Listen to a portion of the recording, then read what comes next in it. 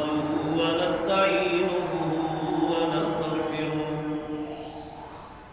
ونعوذ بالله من شرور أنفسنا وسيئات أعمالنا من يهده الله فلا مضل له ومن يضلل فلا هادي له أشهد أن لا إله إلا الله وحده لا شريك له وأشهد أن سيدنا ومولانا محمدا عبده ورسوله أرسله بالحق بشيرا ونذيرا وداعيا إلى الله بإذنه وسراجا منيرا أما بعد فإن أحسن الكلام كلام الله وأحسن الهدي هدي محمد صلى الله عليه وسلم وشر الأمور محدثاتها وكل محدثة بدعة وكل بدعة ضلالة وكل ضلالة في النار من يطع الله ورسوله فقد رشد واهتدى ومن عصى الله ورسوله فقد ضل وغوى أعوذ بالله من الشيطان الرجيم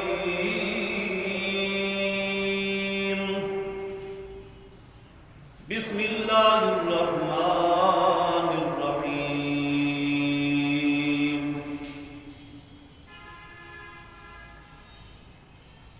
قل يا عبادي الذين أسرفوا على أنفسهم لا تقنطوا من رحمة الله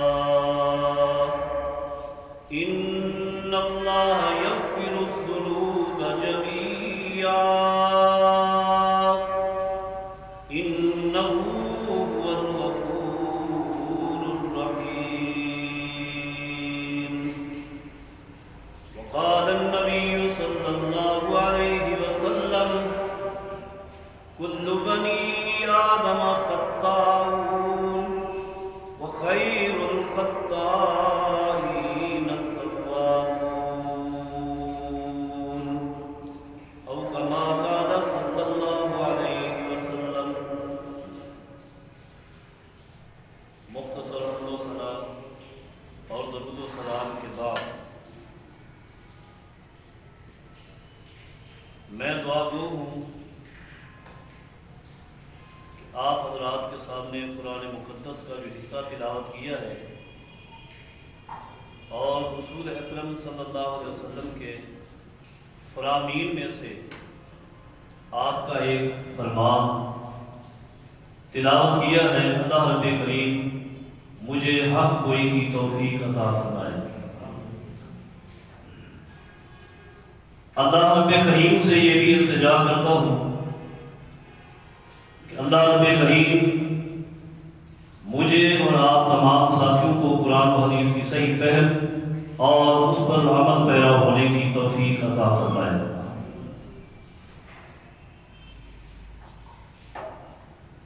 رسول اکرم صلی اللہ علیہ وسلم کا فرمان مبارک ہے کل بنی آدم خطاء، اولاد آدم میں سے ہر شخص خطا کار ہے، غلطی کرنے والا ہے۔ وخیر الخطائین التوابون، غلطی کرنے والوں میں سے وہ لوگ بہترین ہیں، اچھے ہیں جنہیں توبہ کی توفیق میسر آ جاتی ہے۔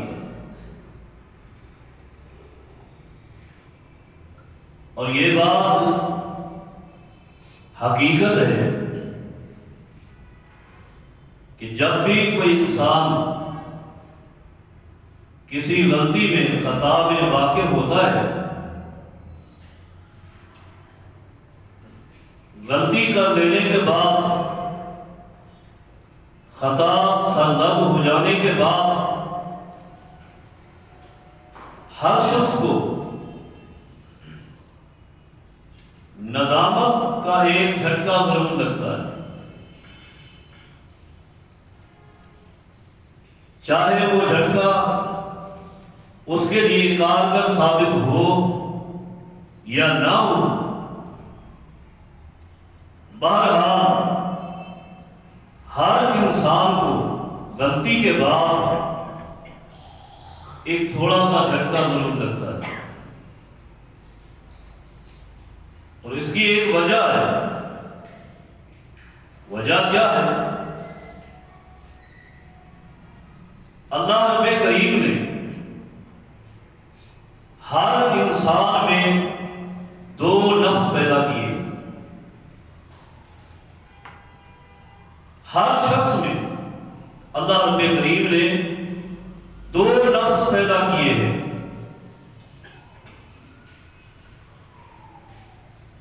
ایک نفس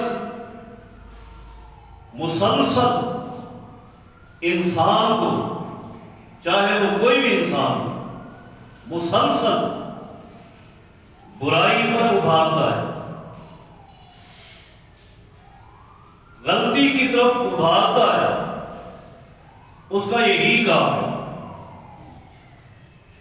اور اس نفس کو نفس امارہ کہتے ہیں۔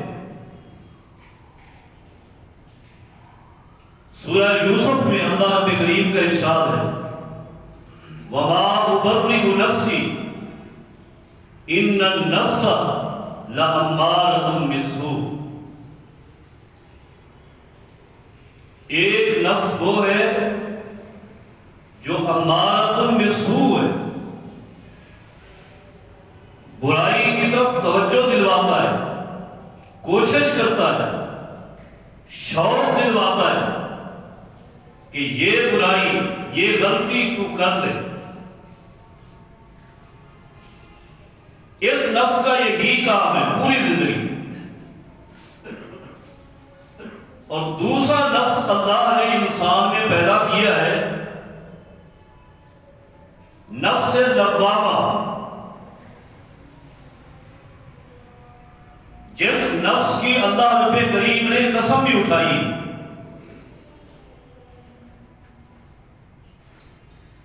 وَلَا أُقْسِمُ بِيَوْمِ الْقِيَامَةِ وَلَا أُقْسِمُ بِالنَّفْسِ اللَّوَّامَةِ۔ یہ نفس لوامہ بہت ہی اچھا نفس ہے جو ہر انسان میں اللہ نے پیدا کی ہے، اور اللہ رب کریم نے خود اس کی قسم اٹھائی۔ اس نفس اور اس ضمیر کا کام یہ ہے کہ جب بھی انسان سے کوئی غلطی ہو، کوئی گناہ ہو، کوئی برائی ہو، فوراً یہ بھی اپنی ڈیوٹی کو سر انجام دیتے ہوئے انسان کو جھنجھوڑتا ہے، اس کو جھنجھوڑتا ہے کہ تو نے یہ غلطی کی ہے، یہ کام برا تھا، یہ کام تجھے نہیں کرنا تھا، لہذا اٹھ اور فوراً توبہ کر، اپنے پیدا کرنے والے کے ساتھ رجوع قائم کر۔ اللہ رب کریم نے یہ دونوں ضمیر انسان میں پیدا کیے، اور دونوں اپنی اپنی ڈیوٹی سر انجام دے رہے ہیں۔ میں یہاں کہوں گا کہ ہم میں سے بھی ہر مسلمان کی یہ ڈیوٹی، اس کا فریضہ بنتا ہے کہ وہ بھی اپنے بھائیوں کے ساتھ، اپنے دوستوں کے ساتھ، اپنے ساتھیوں کے ساتھ وہی رویہ رکھے جو اس نفس لوامہ کا رویہ ہے، کہ جب بھی انسان سے غلطی ہوتی ہے یہ فوراً اس کو ملامت کرتا ہے۔ ہمیں بھی ایک دوسرے کے لیے یہی کردار انداز اور اپنانا چاہیے کہ جب بھی ہمارے کسی بھائی سے غلطی ہو جائے ہم فوراً اسے توجہ دلائیں کہ اس غلطی سے رجوع کریں۔ یہ ضمیر انسان کے ساتھ لگا رہتا ہے، جتنی غلطیاں کریں کبھی یہ اکتا کر چھوڑتا نہیں۔ ہم ایک مرتبہ کسی کو منع کرتے، دوسری مرتبہ منع کرتے، 3 مرتبہ منع کرتے، اس کے بعد اگر ہم کسی کو غلطی کرتے ہوئے دیکھتے ہیں تو ہم منع نہیں کرتے کہ بار بار اس کو منع کیا، یہ نہیں ہوگا۔ لیکن قربان جائیں، اللہ نے یہ جو ضمیر پیدا کیا ہے یہ پوری زندگی ہزاروں غلطیاں کرے انسان، لاکھوں غلطیاں کرے، ایک ایک دن میں سینکڑوں غلطیاں ہو جائیں، لیکن یہ ضمیر انسان کے ساتھ لگا ہوا ہے اور اپنی ڈیوٹی کو نبھا رہا ہے۔ ایک معروف ترین حدیث ہے جو آپ میں سے ہر شخص کو آتی ہے، میں تھوڑی سی اس حدیث کی طرف آپ کی توجہ دے جاؤں۔ بخاری کے اندر بھی یہ حدیث موجود ہے اور صحیح مسلم کے اندر قدرے وضاحت کے ساتھ یہ حدیث موجود ہے۔ آپ سارے ساتھی اس حدیث کو جانتے ہیں۔ سیدنا ابو سعید خدری رضی اللہ تعالیٰ عنہ اس حدیث کے راوی ہیں، فرماتے ہیں کہ ایک دن نبی صلی اللہ علیہ وسلم نے ہمیں پچھلی امتوں کے واقعات سنائے، بنی اسرائیل کی کچھ باتیں بتائیں، اور ان واقعات میں آپ نے یہ بھی فرمایا لوگوں کان فی من کان قبلکم رجل قاتل 99 نفسا، پچھلی امتوں میں ایک شخص ایسا تھا کہ جس نے 99 لوگوں کو قتل کیا تھا۔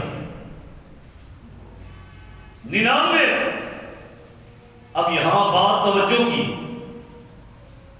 آپ اس پہلی بات کی طرف آئے کہ اس شخص نے ایک ہی وقت میں ان 99 کو قتل نہیں کیا،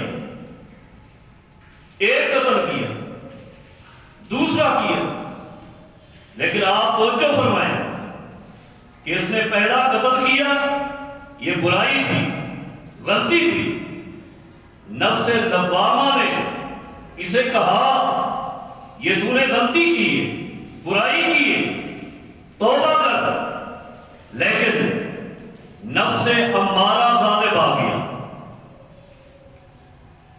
نفس امارہ غالب آ گیا، اس نے ایک اور قتل کر دیا۔ نفس لوامہ نے پھر بھی چھوڑا نہیں، پھر کہا توبہ کر، اس نے بھی زور لگایا، اس نے بھی زور لگایا، غلبہ پھر بھی نفس امارہ کو ہوا، تیسرا قتل کر دیا۔ تیسرے قتل کے بعد نفس لوامہ نے پھر کہا ہے توبہ کر دے، یہ معاملہ چلتا رہا، تیسرا قتل، چوتھا قتل، پانچواں قتل، چلتے چلتے نفس امارہ برائی پہ ابھارتا رہا، یہ برائی کرتا رہا۔ نفس لوامہ نے اپنا کام نہیں چھوڑا، ہر قتل کے بعد، ہر برائی کے بعد وہ بھی اس انسان کو منع کرتا رہا اور یہ توجہ دلاتا رہا کہ توبہ کر لے، اللہ سے معافی مانگ لے، چلتا رہا، چلتا رہا۔ کیسی ڈیوٹی!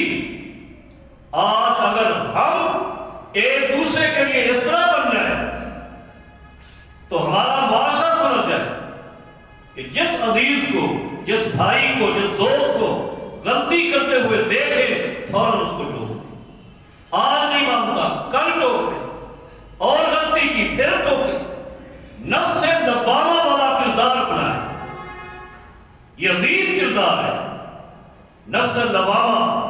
اسے ٹوکتا رہا، یہ نفس امارہ کا کہنا مان کر قتل کرتا رہا حتیٰ کہ ایک دن ایسا آیا کہ نفس لوامہ کامیاب ہو گیا، نفس لوامہ کامیاب ہو گیا۔ آج اگر ہم بھی یہی کردار اپنائیں تو اللہ ہمیں بھی ضرور کامیابی دے گا۔ کامیاب ہو گیا، 99 آدمیوں کو قتل کر چکا ہے، اور آج نفس لوامہ نے توجہ دی اور پھر کہا اللہ سے معافی مانگ دے، اللہ معاف کر دے گا، وہ بڑا غفور الرحیم ہے۔ آج نفس امارہ نے بھی زور لگایا، نفس لوامہ نے بھی زور لگایا، لیکن غالب آ گیا نفس لوامہ۔ یہ شخص چل پڑا، غلبہ پا گیا، چل پڑا، لوگوں سے جا کر سوال کیا۔ سوال کیا کیا؟ فَسَالَ عَنْ أَعْلَمِ أَهْلِ الْأَرْضِ، لوگوں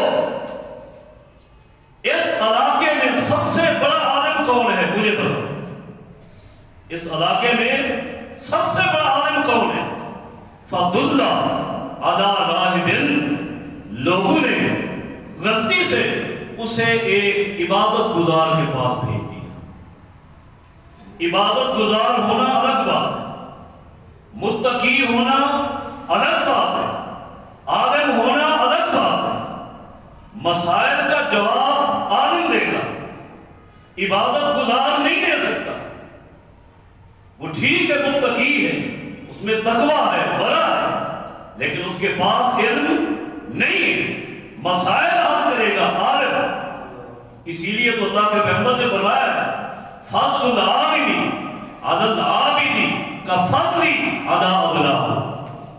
لوگوں، ایک حقیقی عالم کو وہ اللہ نے شان دی، وہ مقام دیا ہے کہ اس عالم کے مقابلے میں ایک عابد کی حیثیت وہ ہے جس طرح میرے مقابلے میں میرے صحابہ تمہاری حیثیت۔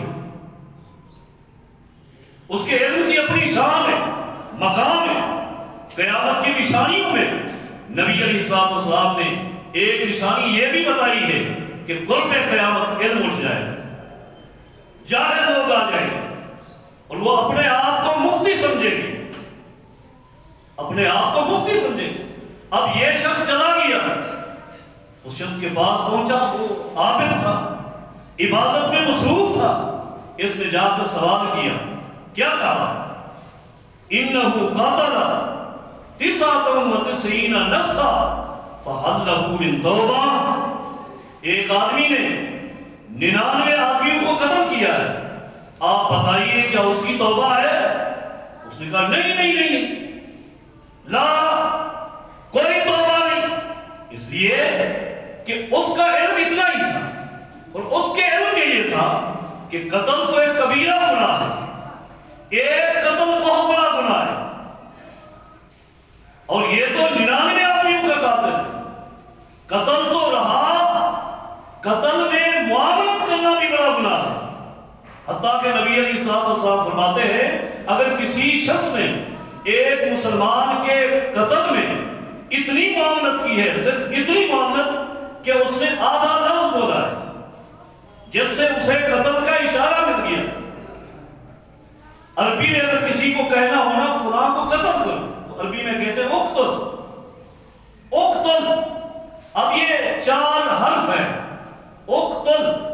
نبی علیہ السلام فرماتے ہیں اگر کسی شخص نے آدھا لفظ کہہ دیا، اق کہا اور رک گیا، لیکن سننے والے کو اشارہ مل گیا، اس نے اس کے آدھے لفظ پر بھی یہ کہنا مان کر قتل کر دیا، فرمایا قاتل کی تو جو سزا ہے، لیکن قیامت کے دن یہ آدھے لفظ کے ساتھ اشارہ کرنے والا جب آئے گا تو اس کے ماتھے پر لکھا ہوگا انہو آئس من رحمت اللہ۔ لوگوں دیکھو، یہ وہ شخص آ رہا ہے جو اللہ کی رحمت سے نا امید ہے اور دھتکارا۔ اب اس عابد کو، عبادت گزار کو یہ معلوم تھا کہ قتل اتنا بڑا گناہ ہے، کبیرہ گناہ ہے۔ اس نے کہا نہیں، تیری کوئی توبہ نہیں، تیری توبہ ہو ہی نہیں سکتی، حدیث کے الفاظ میں فَقَتَلَهُ فَقَمَّلَ مِئَةً، اس نے اسی وقت اس کو قتل کر کے اپنے ذمہ پورے 100 قتل لگا، 100 آدمیوں کا قاتل ہو گیا، ایک اور گناہ ہو گیا۔ اب یہاں دیکھیں کتنا بڑا نقصان ہوا ہے۔ سوال کا جواب عالم نے دینا تھا، غیر عالم نے سوال کا جواب دیا، غلطی ہو گئی، پھسل گیا۔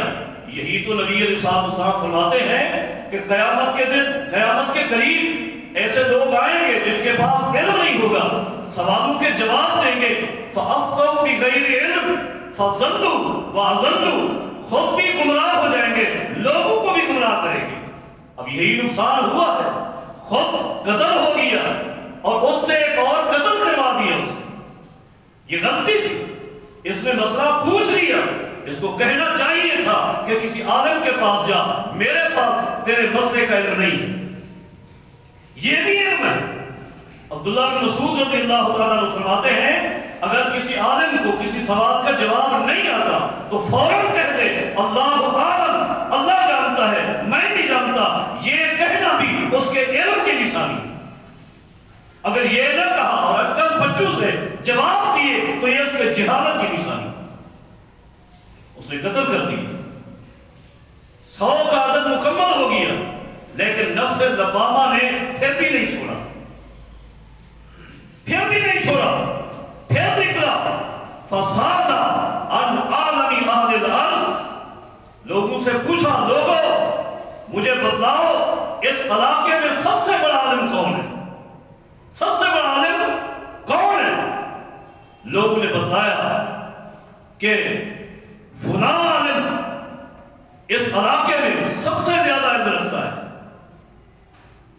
وہ شخص چلا گیا اور جا کر اسے بتایا کہ انہو قاتل 100 نفس، میں 100 آدمیوں کو قتل کر کے آیا ہوں۔ حل لی من توبہ، کیا میری توبہ قبول ہو سکتی ہے؟ 100 آدمی قتل کر کے آیا ہوں۔ اللہ قربان جائے، اس شخص کے پاس علم تھا، اس لیے اس نے علم کی وجہ سے جواب دیا، کہنے لگا وَمَن يَحُولُ بَيْنَهُ وَبَيْنَ اللَّهِ، دنیا کا کون شخص ایسا ہے کہ اللہ اس کے بندے کے درمیان حائل ہو جائے، رکاوٹ ڈال دے؟ نہیں، تو جا توبہ کر، اللہ تیری توبہ کو قبول کر دے، تیری توبہ قبول ہو جائے گا۔ کیا کروں؟ اس شخص نے کہا انطلق الی ارض کذا و کذا، فلاں علاقے میں چلے جاؤ، فلاں علاقے میں چلے جاؤ، فإن بها أناس يعبدون الله وحده فاعبد الله معهم، فلاں علاقے میں چلا جا اور اس علاقے میں جو لوگ رہتے ہیں یعبدون اللہ وحدہ، وہ اکیلے اللہ کی عبادت کرنے والے ہیں، فاعبد اللہ معهم، تو بھی ان کے ساتھ مل جا اور اللہ کی عبادت شروع کر دے، ان کے ساتھ مل جا، اللہ کی عبادت شروع کر دے۔ وَلَا تَرْجِعْ إِلَىٰ أَرْضِكَ فَإِنَّهَا أَرْضُ سُوءٍ، لیکن یہ خیال رکھنا وہاں جانے کے بعد جب تو اللہ کی عبادت میں لگ جائے، توبہ کر لے، تو اپنے علاقے میں واپس نہیں آنا، اپنے علاقے میں واپس نہیں آنا۔ فَإِنَّهَا أَرْضُ سُوءٍ، یہ برا علاقہ ہے، یہاں واپس نہیں آنا۔ حضرات، علاقہ برا نہیں ہوتا، بستی بری نہیں ہوتی، اس بستی کے رہنے والے برے ہوتے، کسی بستی کے رہنے والے اچھے ہوتے، اس علاقے کو اچھا کہا جاتا ہے، یہ نسبت ان لوگوں کی طرف ہے۔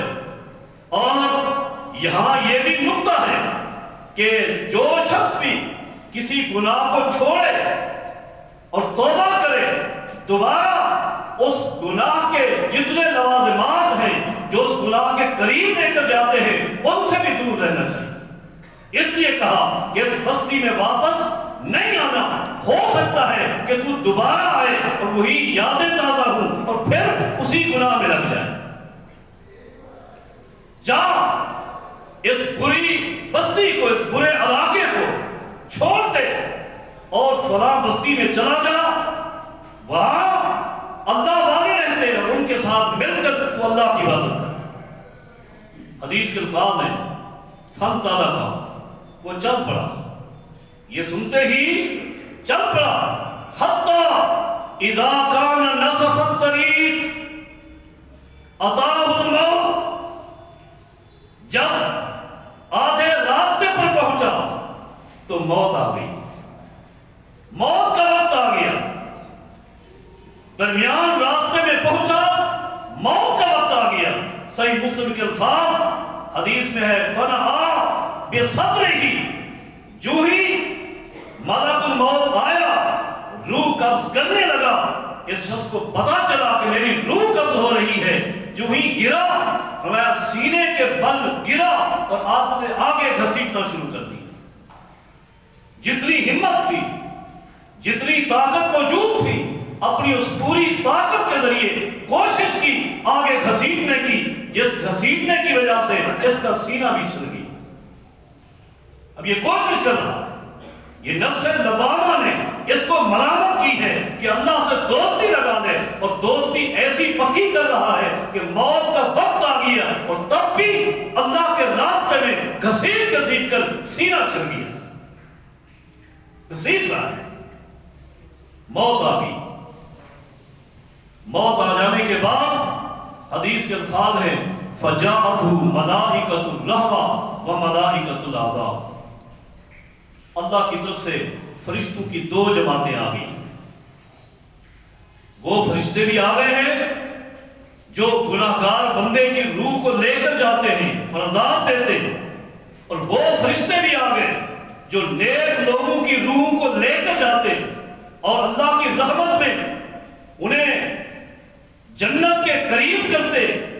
یہ دونوں فرشتے آ گئے۔ اب رحمت والے فرشتے کہتے ہیں کہ جا تائبا مقبلا بقلبہ الی اللہ، اس کو لے جانے کا حق ہمارا ہے، اس کو ہم لے جاتے ہیں، اس لیے کہ یہ آج توبہ کر چکا تھا اور اللہ کی عبادت کا سفر جاری تھا، سفر میں موت آئی، اس کی روح کو ہم لے کر جاتے ہیں۔ دوسرے فرشتے کہنے لگے لم یعمل خیرا قط، آپ کیسے لے کر جائیں گے؟ اسے تو ہم لے کر جائیں گے، اس لیے کہ اس نے پوری زندگی میں کوئی ایک بھی نیکی نہیں کی، ایک بھی نیکی نہیں کی، کوئی اچھا عمل نہیں، ہم لے کر جاتے ہیں۔ یہ بحث چل رہی ہے، اختلاف ہو رہا ہے، اچانک اللہ رب کریم نے ایک اور فرشتے کو بھیجا فی صورت الآدمی، حدیث کا الفاظ انسانی شکل میں ایک اور فرشتے کو اللہ نے بھیج دیا۔ اب ان دونوں جماعتوں نے اس انسانی شکل والے فرشتے کو جب دیکھا تو فوراً اسے اپنا منصف مقرر کر دیا کہ آپ انصاف کریں، آپ ہمارا فیصلہ کریں، آپ ہمارے حاکم ہیں۔ اللہ کی طرف سے بھیجا گیا، اس نے کیا فیصلہ کیا؟ اس نے کہا کیسو ما بین الارضین، دونوں زمینوں کی پیمائش کرو، جہاں سے سفر شروع کیا تھا اس کی بھی پیمائش کرو، جس بستی کی طرف جا رہا تھا اس کی بھی پیمائش کرو۔ اور اندر حدیث میں آتا ہے فَأَوْحَى اللَّهُ إِلَى الْأَرْضِ أَن تَبْعَدِي وَإِلَى هَٰذِهِ أَن تَقَرَّبِي، اللہ نے دونوں زمینوں کی طرف وحی کی، اللہ نے دونوں زمینوں کی طرف وحی کی۔ یہاں ایک نقطہ واضح کر دوں، بعض لوگ کہتے ہیں کہ جس کی طرف وحی آئے وہ اللہ کا نبی ہوتا ہے، اور اس سے لوگوں نے لے کر بعض چونکہ عورتوں نے بھی نبوت کے دعوے کیے اور انہیں دلیل دی کہ عورت کے پاس بھی وحی آتی ہے۔ اللہ پاک نے قرآن کریم میں فرمایا ہے اوحینا الی ام موسیٰ، کہ ہم نے موسیٰ علیہ السلام کی والدہ کی طرف وحی کی، تو کہتے ہیں عورت کی طرف وحی آتی لہذا عورت بھی نبی بن سکتی۔ جس کی طرف وحی آئے وہ نبی نہیں ہوتا، خالی وحی کا آنا نبی ہونے کی دلیل نہیں ہے۔ نبی ہونے کے لیے وحی رسالت آئے، نبوت کی وحی ہے، وہ نبی ہوتا ہے۔ اور نبوت کے لیے اللہ نے قرآن کریم میں یہ قاعدہ بنایا ہے وَمَا أَرْسَلْنَا مِن قَبْلِكَ إِلَّا رِجَالًا نُوحِي إِلَيْهِمْ۔ اے اللہ کے اے میرے پیغمبر، اے میرے حبیب، نبوت اور رسالت کی وحی ہم نے جب بھی کی ہے آپ سے پہلے، ہم نے آدمی پر، ایک مرد پر وحی کی ہے، کبھی عورت پر وحی نبوت کی نہیں۔ وحی تو اس زمین کی طرف بھی ہوگی، پھر اسے بھی نبی مان لے۔ وہی تو قرآن کریم کہتا ہے کہ شہد کی مکھی کی طرف بھی ہوئی۔ اوحا ربک الی النحل ان اتخذی من الجبال بیوتا۔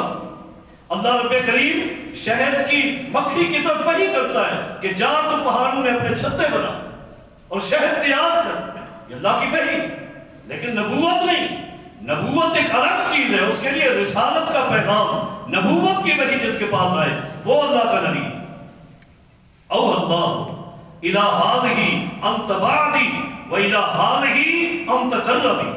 اللہ نے دونوں زمینوں کی طرف وحی کی، ایک سے اللہ نے کہا کہ تو لمبی ہو جا، دور ہو جا، تیرا فاصلہ زیادہ ہو جانا چاہیے، اور دوسری سے کہا ان تقربی، تو قریب ہو جا۔ یہ سارے اہتمام کس لیے ہو رہے ہیں؟ یہ اللہ زمین کو سکیل رہا ہے، زمین کو پھیلا رہا ہے، کس لیے ہو رہے ہیں؟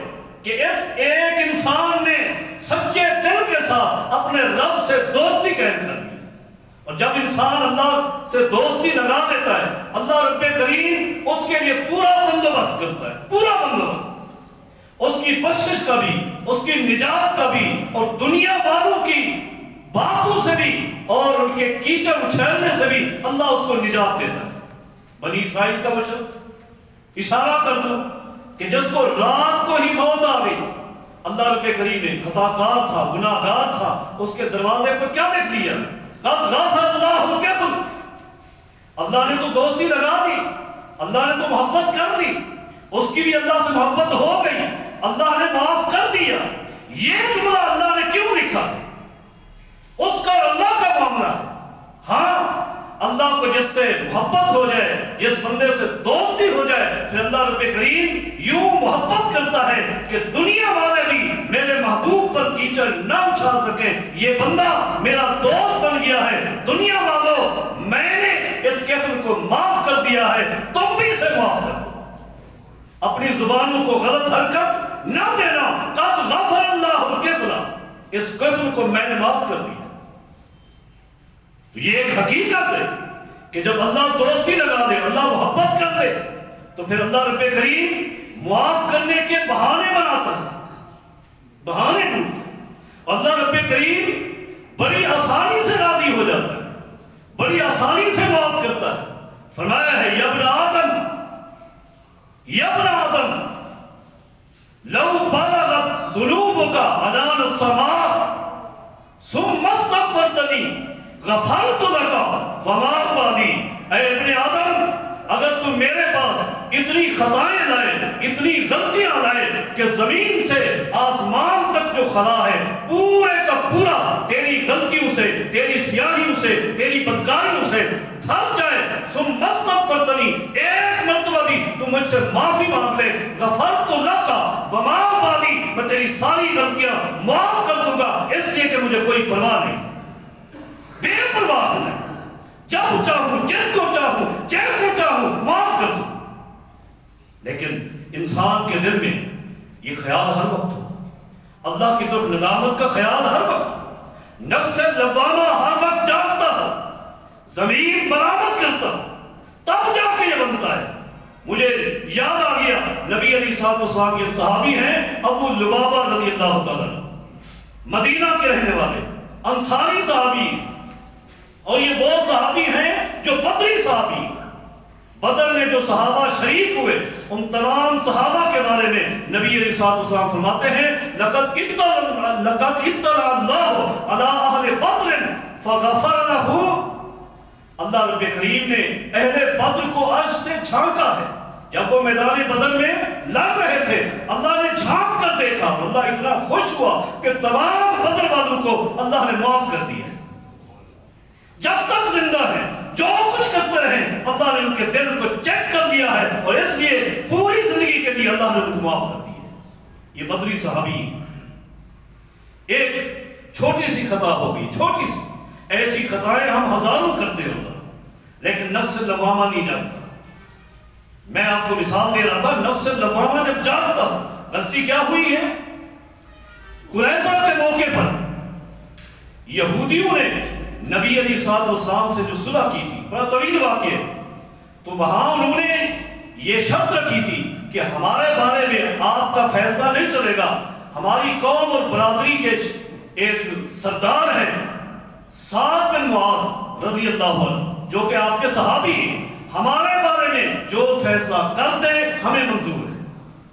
قریظہ والوں نے کہا ہمیں منظور ہے۔ سیدنا سعد رضی اللہ تعالیٰ عنہ تھوڑے سے بیمار بھی ہیں، نبی علیہ السلام نے ان کو منگوایا، گدھے پر سوار ہو کر آئے۔ نبی علیہ السلام نے فرمایا سعد اپنی برادری کے بارے میں فیصلہ کر، قربان جائے۔ اور پھر فیصلہ بھی کیسا تھا؟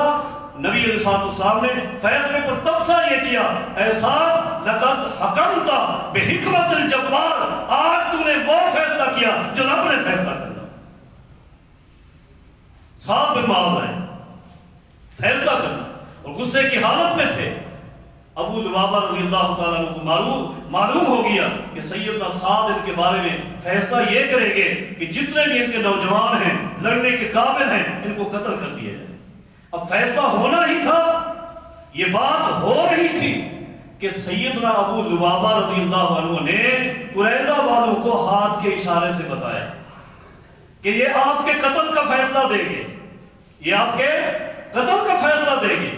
فیصلہ تو ہو گیا، بات ہو گئی، لیکن بعد میں اللہ کے پیغمبر صلی اللہ علیہ وسلم نے فرمایا کہ ابو لبابہ آپ نے ایسا اشارہ کیا ہے۔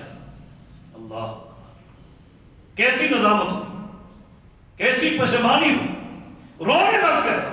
اور جب واپس آئے مسجد نبوی میں آئے، سیدھے مسجد نبوی میں آ کر اپنے آپ کو مسجد نبوی کے ستون کے ساتھ باندھ دیا اور فرمایا مجھے کوئی نہ کھولے، یہاں بنا رہوں گا جب تک اللہ میری توبہ کا اعلان نہ کر دے کہ ابو لبابہ کی توبہ قبول ہو گئی ہے۔ اپنے آپ کو اسی ستون کے ساتھ بھوکا اور پیاسا رکھوں۔ کون ہے؟ میں نے پہلے عرض کیا، بدری صاحب، جن کے بارے اللہ نے اعلان کیا کہ اگر ان سے غلطیاں ہو بھی جائیں میں رب نے ان کو معاف کر دی۔ بندے ہوئے مسجد نبی کے ستون کے ساتھ، مسلسل 7 دن تک بندے رہے، 7 دن تک۔ آخر کار اللہ رب کریم نے اپنے پیغمبر کے قلب اطہر پر وحی نازل کی کہ ابو لبابہ کو ہم نے معاف کر دیا، بتا دیں۔ صحابہ کرام دوڑے، ابو لبابہ آپ کی توبہ کا اعلان ہو گیا، عرش سے آپ کو معاف کر دیا گیا، کھول دے۔ فرمایا نہیں، ابو لبابہ اس پلر کے ساتھ، ستون کے ساتھ اس وقت تک کھڑا رہے گا جب تک ابو لبابہ کی یہ رسی آمنہ کے لال مکہ کے در یتیم اپنے ہاتھ سے نہ کھولے، نہیں جاؤں گا، کھڑے رہے۔ اللہ کے پیغمبر آئے، اپنے ہاتھوں سے رسی کھولی، کھول دیا۔ ابو لبابہ آپ کی غلطی اللہ نے معاف کر دی۔ یہ ہے نفس لوامہ، یہ ہے ضمیر، یہ ہر وقت انسان کے اندر ہونا چاہیے اور بڑی طاقت کے ساتھ ہونا چاہیے۔ انسان خطا کار ہے، غلطی ہوتی ہے، لیکن غلطی کے فوراً بعد اسے ندامت ہو جانی چاہیے، ندامت ہو جائے، اللہ کے ساتھ دوستی لگ جائے۔ آپ دیکھیں نبی علیہ السلام کا اپنا انداز کیا ہے، ایک دن میں 100 مرتبہ اللہ سے معافی مانگتے، استغفار کرتے، اور پوری صحابہ کرام کی جماعت کے امام، پوری صحابہ کرام کی جماعت کے افضل ترین انسان، بلکہ اس قرۂ ارض پر انبیاء کے بعد اگر کوئی ہستی افضل ہے تو ابو بکر صدیق ہے رضی اللہ عنہ۔ درخواست کی اللہ کے پیغمبر مجھے کوئی بہترین سی دعا سکھلا دے، ادعو بہ فی صلاتی، میں وہ نماز اپنی وہ دعا میں اپنی نماز میں پڑھوں، ایسی دعا سکھلا دے۔ نبی علیہ السلام نے ایک مختصر سی اور بڑی جامع دعا سیدنا ابو بکر صدیق کو سکھلائی ہے۔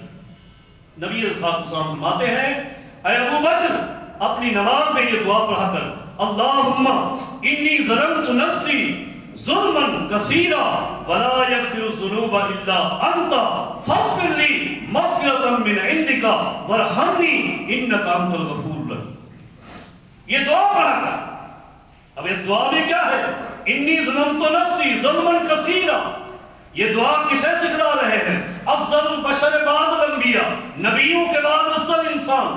اور دعا یہ ہے کہ جس کے پہلے الفاظ یہ ہیں، اے اللہ میں نے اپنی جان پر ظلم کیا ہے، بڑے گناہ کیے ہیں، غلطیاں کی ہیں. ابو بکر صدیق کو اللہ کے پیغمبر سکھلا.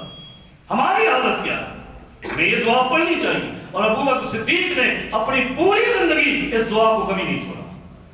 سعید ابن مسیب رحمہ اللہ تابعین کے سردار ہیں. ایک دن اپنے بیٹے سے پوچھا، بیٹا نماز پڑھ لی؟ جی ہاں. ابا جان نماز پڑھ لی. بیٹا تشہد میں کون سی دعائیں پڑھی؟ دعائیں بتائیں. نبی علیہ السلام سے کہیے دعائیں تشہد میں پڑھنے کی مذکور ہے، دعائیں بتائیں. فلاں دعا پڑھی، فلاں دعا پڑھی.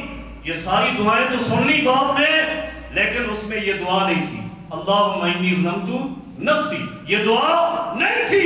قربان جائیں سعید ابن مسیب رحمہ اللہ اپنے بیٹے سے کہتے بیٹا جا دوبارہ نماز پڑھ. کیا محبت ہے پیغمبر کی تعلیم کے ساتھ اور استغفار کے ساتھ، اور کیا برکت ہے توبہ، کیا برکت ہے. اللہ. تو میں یہ عرض کر رہا تھا یہ توبہ اور ندامت، یہ نفس لوامہ انسان کی کامیابی کا سبب بن جاتا ہے، کامیابی کا سبب بن جاتا ہے. رسول اللہ صلی اللہ علیہ وسلم نے ایک اور چھوٹی سی دعا سکھلائی ہے. فرمایا اگر کوئی شخص کبیرہ گناہ بھی کر چکا ہو، کبیرہ گناہ، اور دن میں ایک مرتبہ اس دعا کو پڑھ لے، اللہ اس کے کبیرہ گناہ کو معاف کر دیتا ہے. کبیرہ گناہ آپ جانتے ہیں کبیرہ گناہوں میں شرک ہے، ناجائز قتل ہے اور جادو کرنا. یہ 7 گناہ ایک حدیث میں مروی ہے. اور اس میں ایک گناہ کبیرہ یہ بھی ہے کہ میدان جنگ میں کفار کو دیکھ کر ڈر کر پیٹ پھیر کر بھاگ جانا، یہ بھی کبیرہ گناہ ہے. نبی علیہ السلام فرماتے ہیں اگر کسی شخص نے یہ دعا پڑھ لی ایک دن میں، اگر وہ میدان جنگ سے بھی بھاگ گیا ہو، اللہ اس کی وہ غلطی بھی معاف کر دیتا ہے. دعا چھوٹی سی دعا. استغفر اللہ الذی لا الہ الا هو الحی القیوم. استغفر اللہ الذی لا الہ الا هو الحی القیوم واتوب الیہ. اتنی سی دعا. یہ دعا ایک مرتبہ پڑھ لے، اللہ اتنے بڑے کبیرہ گناہوں کو معاف فرما دے. لیکن آپ توبہ کرنے والے بنے، اللہ سے معافی مانگنے والے بنے جیسے یہ شخص چلا ہے. اب حدیث کے الفاظ کیا ہے؟ جب انہوں نے اس زمین کی پیمائش کی، آپ جانتے ہیں صرف ایک بالشت کا فرق ہوا. ایک بالشت وہ زمین کم تھی جس طرف جا رہا تھا، اور ایک بالشت وہ کیا ہو گئی؟ زیادہ ہو گئی. اللہ اکبر. رحمت کے فرشتے لے کر چلے گئے. کیا کیا ہے اس نے؟ پوری زندگی خطاؤں میں گزری، غلطیوں میں گزری، نفس لوامہ لگا رہا ہے. آخر وہ کامیاب ہوا، توبہ نصیب ہوئی، عمل ایک بھی نہیں کر سکا، اللہ کی جنت کا وارث بن گیا، جنت میں چلا گیا. اس لیے زندگی میں ہر وقت، ہر روز، ہر دن اللہ سے استغفار، توبہ یہ کرتے رہنا چاہیے. نبی علیہ السلام نے جتنی دعائیں سکھلائی ہیں ان کو پڑھ کر دیکھیں، ہر دعا میں توبہ و استغفار ہے، ہر دعا میں. اللہ رب کریم استغفار اور توبہ کی برکتوں سے نعمتیں عطا کرتا ہے، دنیا میں بھی آخرت میں بھی. اللہ قربان جائیں. آپ بیت اللہ میں جاتے ہیں، اللہ پاک سب کو لے جائیں، بار بار لے جائیں. کبھی آپ توجہ کریں، بیت اللہ میں داخل ہوتے ہوئے سب سے پہلے غلاف کعبہ پہ آپ نظر ڈالیں. قرآن کریم کی آیات لکھی ہوئی ہیں، دعائیں لکھی ہوئی ہیں. بڑی عجیب عربی رہتے کو مشکل نہیں پڑھی جائے گی، آپ سے بڑی توجہ کے ساتھ پڑھی جائے گی. لیکن ایک آیت قربان جائیں اتنی صاف اور واضح لکھی ہے، ہر شخص پڑھ سکتا ہے. جس کو قرآن کریم پڑھنا آتا ہے وہ پڑھ سکتا ہے. وہ آیت کیا ہے؟ من یعمل سوءا او یظلم نفسہ ثم یستغفر اللہ یجد اللہ غفورا رحیما. جس بندے نے اپنے اوپر زیادتی کی ہے، ظلم کیا ہے، گناہ کیے ہیں، اللہ سے آج معافی مانگتا ہے تو اللہ اس کو معاف کرنے والا ہے. یہ آیت بڑی واضح لکھی. کیا کہتی ہے یہ آیت؟ کیا کہتی ہے کہ جب آپ وہاں جائیں، دنیا بھر کی غلطیاں خطائیں اپنے دامن میں لے کر جائیں، اللہ سے معافی مانگے، رجوع کر لے، اللہ رب رب کریم آپ کو ایسے واپس کرے گا جیسے آپ والدہ کی پیٹ سے باہر آئے۔ اللہ رب کریم سے دعا ہے، اللہ رب کریم میرے اور آپ تمام ساتھیوں کے عقیدے کی اصلاح فرما دے، اعمال کی اصلاح فرما دے۔ اقول قولی ھذا استغفر اللہ لی ولکم ولسائر المسلمین۔